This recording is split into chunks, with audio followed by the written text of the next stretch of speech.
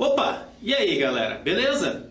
Então, na aula passada, nós estabelecemos os conceitos básicos da química, o que é a química, o que é a matéria, né? Uma ideia da energia.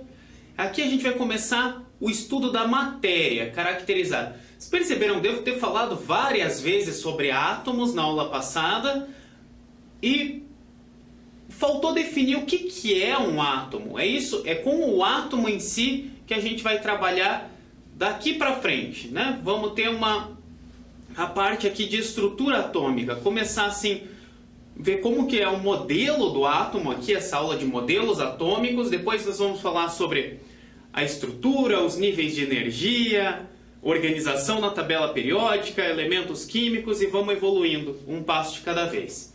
Para quem está chegando direto nessa aqui, meu nome é Luiz Eduardo Aleotti e estou aqui com vocês nessa luta. Vamos começar aqui bem simples. Essa é mais uma aula de história do que uma aula de química em si.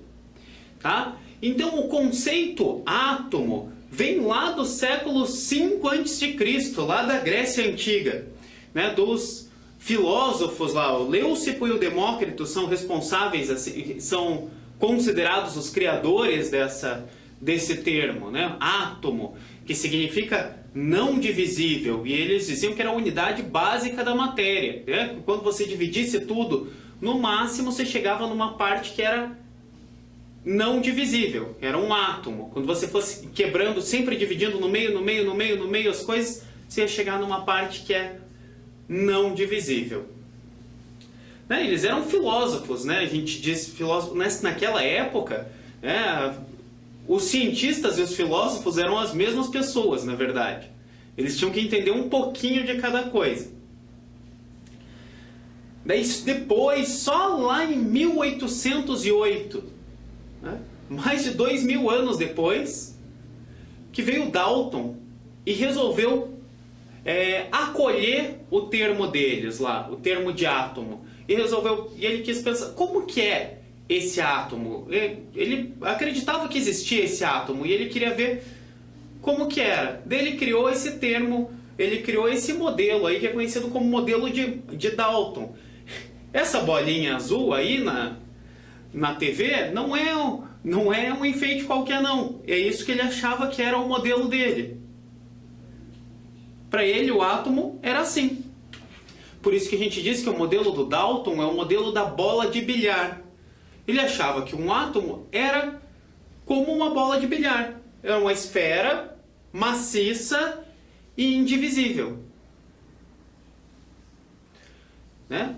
Uma esfera bem pequena, maciça e indivisível. Não dava para quebrar e ela era totalmente maciça. E ele tinha uma ideia de que tinham elementos diferentes, né? Não era tudo composto da mesma coisa, mas que as coisas compartilhavam alguns elementos. Ele achava que eram as propriedades dessa bolinha dele aí, dessa bola de bilhar, que mudava de elemento para elemento. A ideia principal dele era que diferentes elementos eram diferentes tamanhos de bolinha, diferentes massas de bolinha. Essa era a ideia dele. Né? Bem simples, mas tem que começar de algum lugar. O Thomson não estava muito satisfeito com isso aí. Eu não sei exatamente o que ele estava querendo provar com o experimento dele, se foi o que ele descobriu de verdade. Mas já se sabia lá dos experimentos do Benjamin Franklin e de outros cientistas que existiam corpos que conseguiam conduzir a eletricidade, mas que os corpos não são eletrizados naturalmente, né? Em geral, os corpos são neutros. Então o Thomson, ele utilizou uma ampola de William Crookes. A gente não precisa detalhar exatamente assim o experimento, mas essa ampola era um tubinho assim, de vidro, em que tinha um polo positivo, um polo negativo, era ligado, né, a uma bateria de cada lado. O que acontecia? E dentro disso era vazio. Na verdade, ele fez esse experimento com alguns gases rarefeitos lá. Né, os gases em pressão bem baixa. Então o que ele viu é que quando ele ligava uma corrente elétrica alta, tinha uma descarga elétrica aqui, você conseguia ver uma luz. E ele fez esse experimento passando aqui, além da bateria ali, você passando por um campo elétrico uniforme. Vocês vão estudar isso direito lá na física, não aqui na química não. Campo elétrico uniforme, assim paralelo. De um lado era positivo e do outro era negativo. Daí quando ele passava essa luz, ele via que essa luz era atraída para o lado positivo. Será atraída pelo positivo? Ele já pensou, opa, esse átomo aqui, o átomo desse gás aqui embaixo, que é o que está produzindo essa luz, não é um negócio indivisível. Né? Ele não é algo indivisível. Se ele normalmente é neutro e agora alguma coisa está indo para o positivo, tem alguma coisa aí. Aí que ele descobriu a existência dos elétrons. Ele postulou que, na verdade, o átomo não era uma bolinha indivisível, ela era uma bolinha, era uma bola que seria positiva, né? Para ele ser neutro, ele teria que ter a mesma quantidade de cargas positivas e negativas. Então ele postulou que a gente tinha aqui, como no desenho aqui, não preciso fazer outro, uma bola grande positiva com várias bolinhas negativas ali, que quando ele passava essa descarga elétrica ali, ele conseguia destacar algumas dessas bolinhas negativas e elas iam para o positivo. Essa era a ideia dele.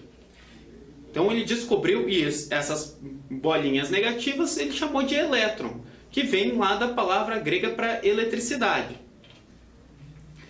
Ele chamou esse modelo de modelo do pudim de passas, né?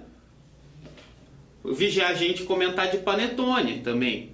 Mas a ideia, o pudim de passas dele, por que o pudim de passas? Porque ele era inglês e inglês curte pudim de passas. É só isso. Ele gostava do pudim de passas, ele imaginou um negócio redondo, seria o pudim, um monte de coisa ali, as bolinhas ali, os elétrons, as passas.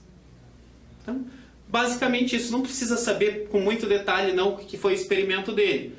O importante é saber que ele descobriu, aí foi a descoberta do elétron dentro do átomo.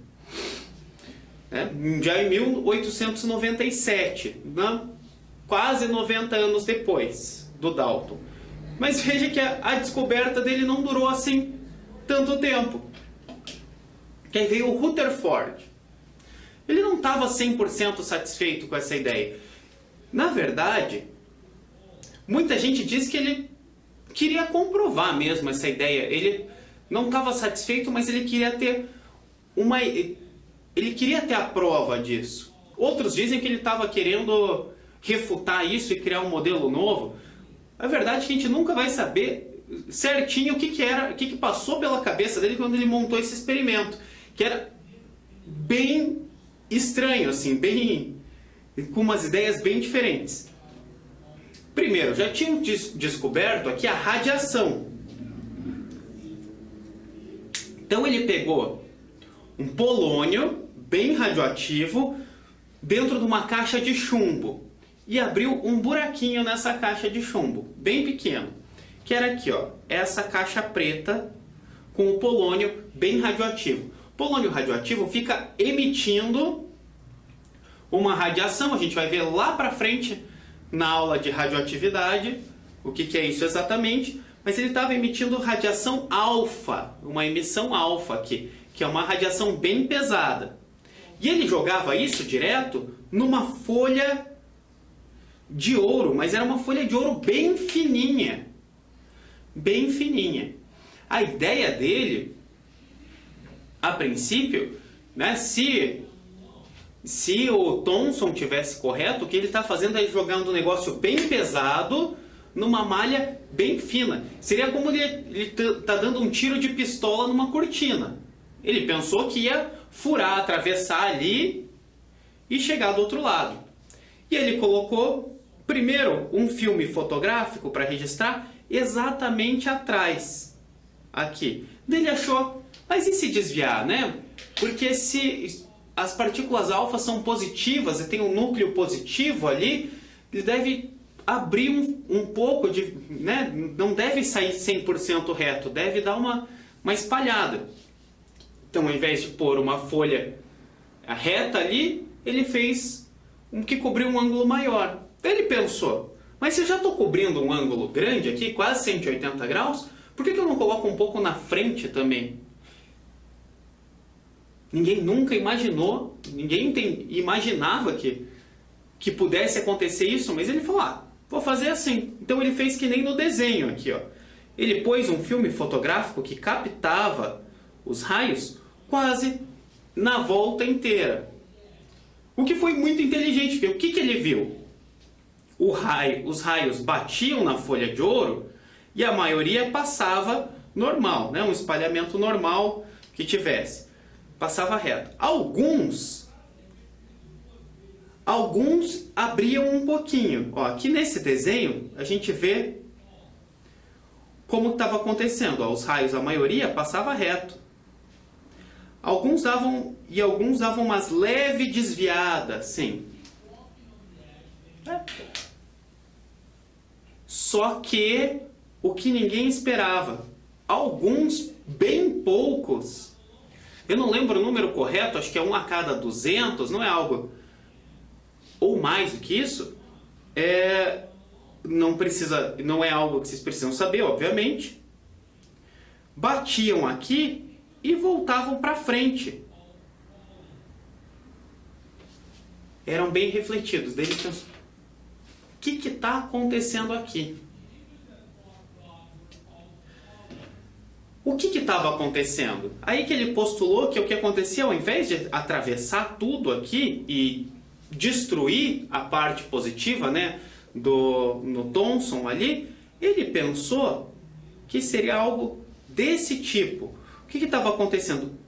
Na verdade, o átomo não seria uma parada, um negócio inteiro positivo com algumas coisinhas negativas no meio. Não, que ele teria um núcleo, uma parte positiva bem pequenininha, bem no centro, mas que tivesse toda a massa do átomo, que fosse extremamente pesado. E os elétrons, a parte negativa, seriam bolinhas menores ainda, que estariam rodeando essa parte positiva, e entre elas tivesse um grande espaço vazio. E é por isso que a maior parte das partículas passava reto. As que passavam já perto do núcleo, que o núcleo era bem pesado, um material bem pesado, inclusive bem maior do que as partículas alfa que estavam jogando ali, esse núcleo bem pesado conseguia, a partícula alfa era positiva, o núcleo positivo, quando passava perto ele dava uma repelida e dava essa desviada. Mas até aí ele até estava esperando que tivesse esse desvio. Mas o que acontecia, que ele não esperava, é que fosse isso que aconteceu. Algumas batiam que acertassem o núcleo, né? Uma a cada 200 e poucas, eu não tenho certeza do número, acertava o núcleo e voltava. Então significava que toda a massa estava ali, né? Toda a massa desse átomo do ouro estava ali, porque ele colidia e era repelido. E não era só repelido por causa da eletricidade, por causa da energia cinética também. Aqui era uma colisão forte, uma partícula que era menor batia ali e voltava. Com isso ele calculou, ele conseguiu ver que tinha muitos espaços vazios e a massa inteira era concentrada no meio, num ponto positivo. Pelo número de partículas pela proporção, né, de pontos que voltavam para os pontos que atravessavam, ele conseguiu ter uma ideia mais ou menos da proporção do tamanho do núcleo para o tamanho do átomo, que é muito menor.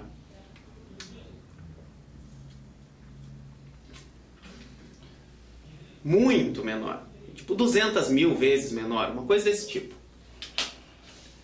E aí ele chegou nessa hipótese chamada do modelo planetário, que é isso aqui.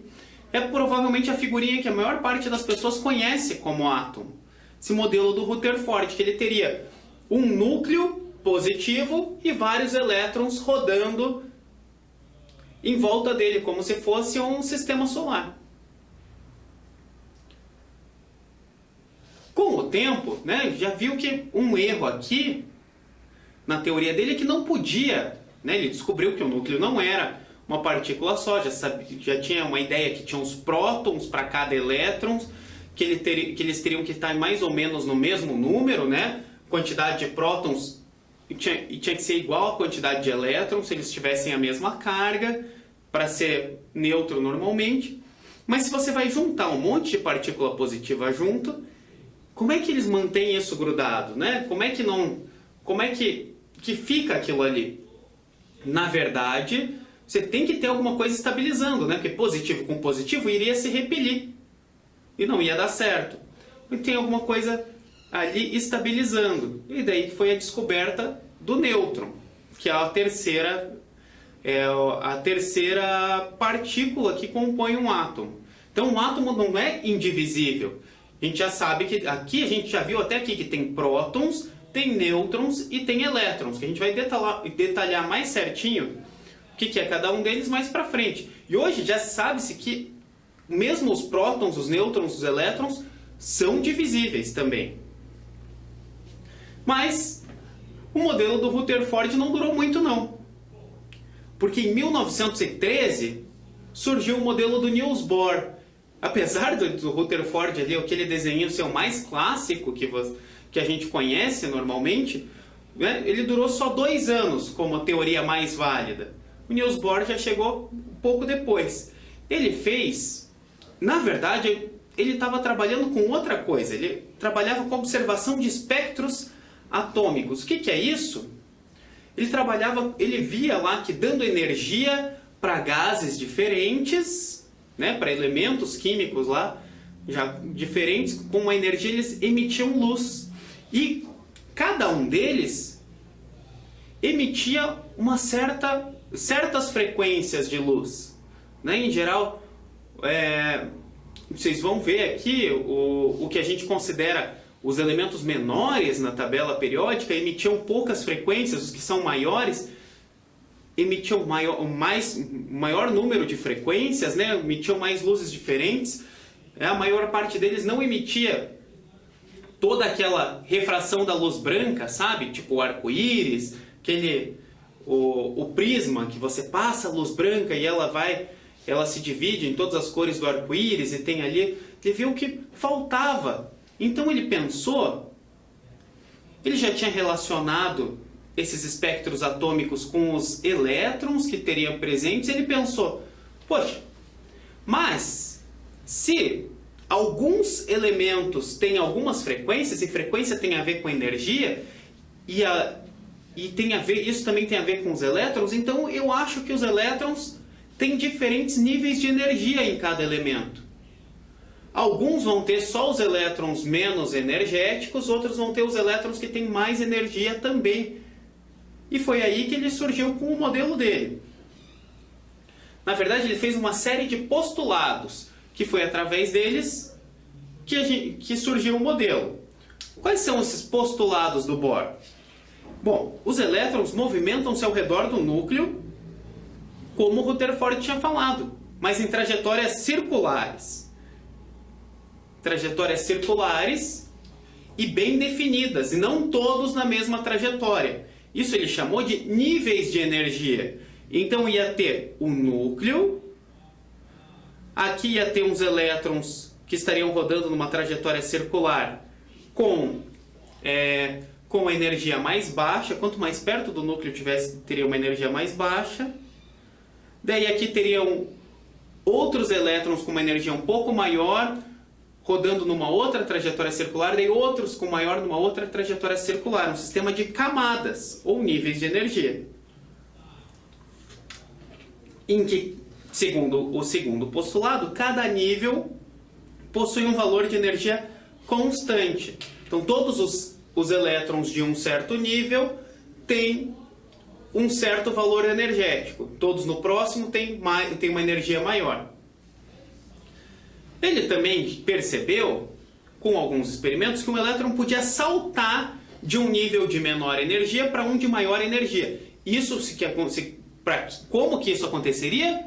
Ele tinha que absorver energia. Então, se você desse energia para um elétron, ele pula para uma camada mais de fora. Ele ganha energia e vai para um nível mais energético.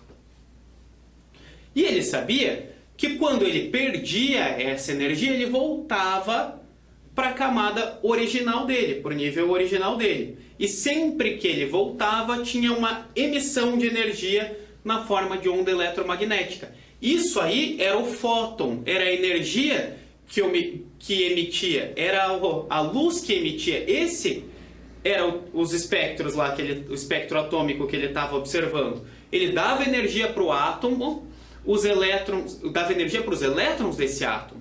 Os elétrons pulavam lá para a próxima camada. Quando eles perdiam essa energia, eles voltavam para a camada e emitiam as luzes. Inclusive, né, é só de curiosidade aqui, isso que explica, por exemplo, fogos de artifício. Sabe como é que funciona um fogo de artifício? Aqueles de ano novo e tal, aqueles que fazem um monte de luz? Basicamente, você tem ali um monte de elementos químicos nele e você vai acender um pavio que tem pólvora ali. O que é isso? Você está colocando fogo, está explodindo, está dando energia para os seus átomos ali, está dando energia para os elétrons. Os elétrons ficam excitados. Quando um elétron salta para uma camada mais energética, a gente chama isso de um elétron excitado. Os elétrons ficam excitados, né? O seu foguete lá, o rojão, sobe, daí ele vai subindo, vai transformando essa energia em energia cinética, né? Essa energia cinética em potencial lá para cima, e ele vai aos poucos perdendo a energia do elétron. Quando ele perde a energia, ele volta para a camada original e nisso que ele emite todas aquelas cores. É mais ou menos essa a ideia. Basicamente, ele trabalha com a excitação de elétron. E o último postulado dele aqui é que não existe o nível intermediário. Ou o elétron está em um nível ou ele está em outro. Ele não pode estar ao mesmo tempo em dois níveis. Ele não pode estar entre dois níveis. Então você tem um nível, ganhou energia, foi para o outro. Perdeu energia, voltou para ele, emitindo um fóton. Tá?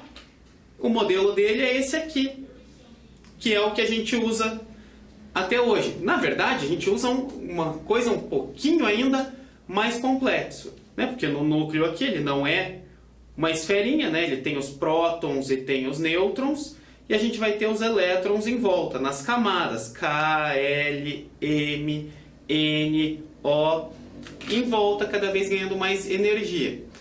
Mas aquele postulado de que um não pode ficar entre duas camadas é verdade, mas não totalmente. Porque uma coisa que ele não sabia e que hoje a gente já sabe é que existem, além dos níveis de energia, as camadas, existem os subníveis de energia. Então tem as divisões de energia dentro de uma própria camada. Isso é um assunto um pouquinho mais para frente. Então a gente viu todos os modelos atômicos. O que são os modelos atômicos? E esses modelos ali, nós chegamos nos átomos. Mas isso não explicava, né? A gente sabia como era um átomo, mas a gente não sabia direito, né? Isso não explicava por que as coisas são diferentes, né? Tem coisas de um jeito, de outro. Esse não é exatamente o conceito do átomo, é o conceito de elemento químico, né? Que é o que a gente vai ver a partir lá da próxima aula. A primeira ideia do elemento químico veio lá do Boyle. Lembra lá de um dos iniciadores da química? Ele dizia que um elemento químico são as substâncias que não podem ser decompostas por nenhum método conhecido. ele dizia que era um elemento químico, era a menor parte da matéria, um átomo, e que teriam diferentes elementos químicos. Ele estava certo de certa forma, mas ele não estava certo em dizer que não podia ser decomposto, né? A gente já viu que um elemento químico, um átomo, pode ser decomposto em, pelo menos, vocês já sabem, em próton, nêutron e elétron. A gente vai considerar o elemento químico como o conjunto dos átomos que tem as mesmas propriedades. Então é um elemento químico, os átomos que têm a mesma propriedade, não propriedades parecidas. Aí são grupos diferentes. O que dá essas propriedades? Número de prótons. Mas sem entrar com muito spoiler, porque isso aí é assunto da próxima aula. Beleza, galera? Bem simples, né? Isso aqui foi uma aula de história, não uma aula de química. A partir da próxima aula nós entramos na química em si. Então é isso aí. Dúvidas? Vão estudando, mesmo que seja essa parte aí histórica, é mais para você ter uma ideia. A parte do Rutherford ali, às vezes cai em prova o experimento, uma ideia sobre o experimento dele. Mas as outras coisas é um pouco mais difícil. É só você ter uma ideia da evolução e ter uma ideia do que é o átomo hoje, que a gente vai entrar aí nas próximas aulas, tá? Dúvidas, entra lá no site da Cultive, vai lá, pega material lá para estudar, entra lá no fórum, né, lá no fórum de discussão, fórum de estudos. Sempre vai ter alguém que tem a mesma dúvida que você. Com certeza você não tem essa dúvida sozinho, tá? E a gente vai se ajudando, beleza? Então é isso aí, galera. Valeu pela atenção e até a próxima. Fui!